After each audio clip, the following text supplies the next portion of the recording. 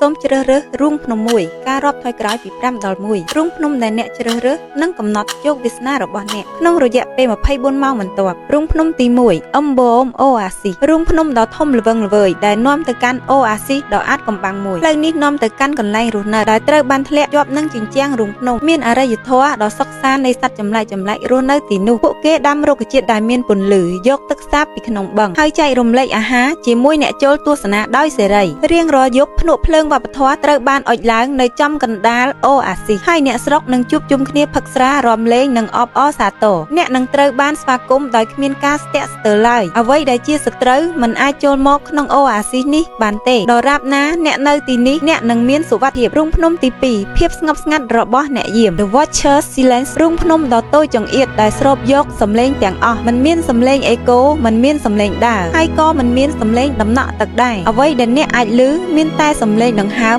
និងសំឡេងផ្ទាល់ខ្លួនរបស់អ្នកប៉ុណ្ណោះក្នុងរូងភ្នំនេះពោពេញទៅដោយរូបចម្លាក់ថ្មពួកវានឹងរំកិលនៅពេលអ្នកមិនមើលហើយនឹងកកភ្លាមនៅពេលប៉ះនឹងពន្លឺអ្នកនឹងមិនអាចឮសំឡេងដែលពួកវាចូលមកចិត្តអ្នកឡើយនៅទីនេះមិនមានអាហារទេទឹកគឺរាក់ហើយជាទឹកដែលដក់នៅកន្លែងទាំងស្រុងប្រសិនបើអ្នកងាកចេញយូរពេករូបចម្លាក់ទាំងនោះនឹងចូលមកចិត្តអ្នកជាងមុនកុំធ្វេសប្រហែសឲ្យសោះត្រូវមានការប្រុងប្រយ័ត្នជានិច្ច